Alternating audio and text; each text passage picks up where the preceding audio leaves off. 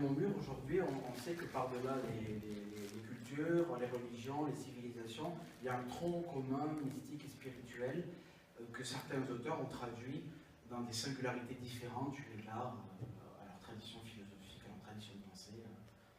Voilà.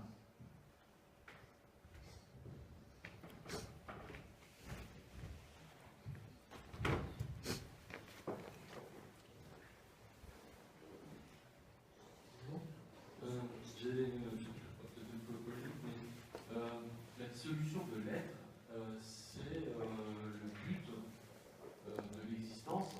Ça, je n'ai pas très bien compris. C'était une trame, enfin, j'ai senti ça comme une trame de s'exposer. La recherche de l'un, recherche de dissolution, sentiment océanique.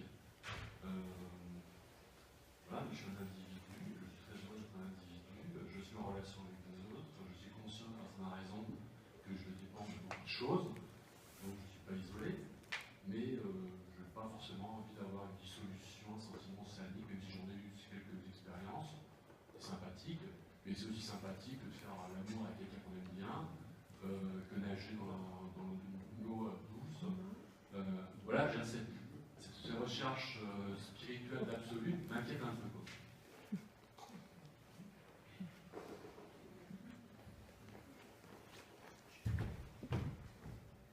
Moi, je dirais on ne peut pas être inquiet de la béatitude.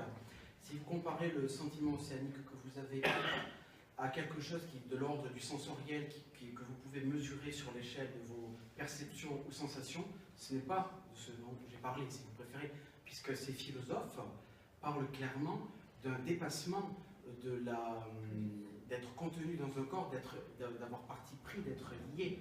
Il y a vraiment, on passe à un autre degré de la vie, si vous préférez. C'est pour ça qu'ils insistent là-dessus.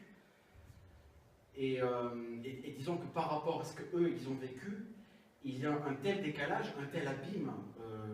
Justement, Spinoza, il le signale comme ça, il passe de la joie affective, d'une joie affective qui est même haute sur une échelle, il y a une rupture, et il passe à la béatitude, en fait. Donc pour eux, il y a vraiment une rupture entre le sentiment de joie qu'on peut avoir et justement cette joie. Alors après, est-ce qu'il faut parler de cette joie en termes de dissolution de soi, tout ça? Si cette joie se présente naturellement, cette béatitude, c'est que c'est une expérience qui est inscrite dans la nature, qui pourrait-on dire une surnature, mais cette surnature, elle est aussi agréable que quand on prend un bon bain, que quand on prend un bon verre de vin.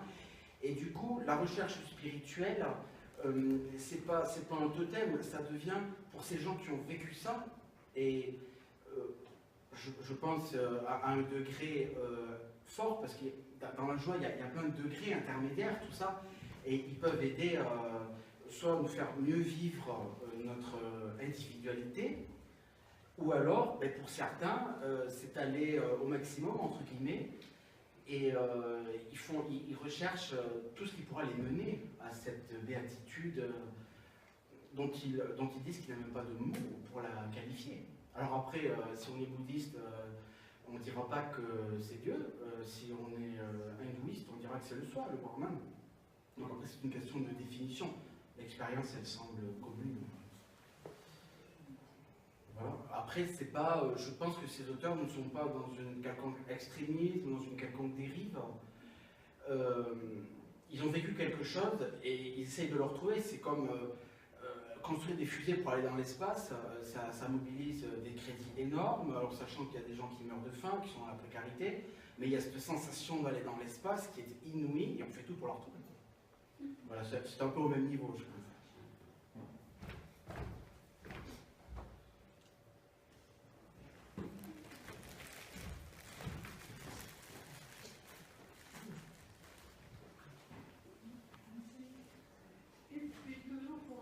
Monsieur, je pense que cette extase, c'est l'extase bouddhique, le nirvana, l'extase qu'on peut trouver dans la prière chrétienne, qu'on retrouve pratiquement dans toutes les civilisations, dans toutes les religions.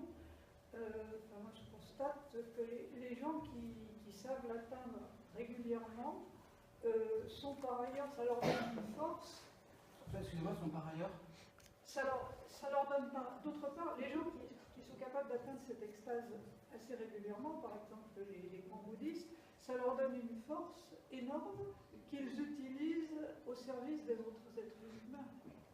Oui. Si on a eu le bonheur de croiser certains ce qu'on peut appeler des grands mystiques, je pense à le Dalai Lama, Sœur Teresa, enfin ça leur donne de la force. Oui. Parce que c'est aussi une sensation qu'on recherche au travers de la pratique des arts martiaux. Oui. Et quand on atteint cette sensation, on a une force, pas physique, c'est pas sa force physique à soi, justement, on fait passer toute l'énergie de la planète. Donc on a une force à la fois mentale mais physique énorme, et qu'on met au service des autres. Donc c'est pas inutile. Ah oui, non, oui.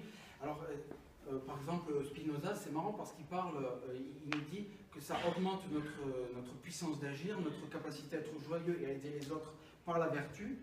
Donc, il y a cette force se manifeste avant la béatitude. Alors après, évidemment qu'elle se manifeste pour les autres une fois que la béatitude est là.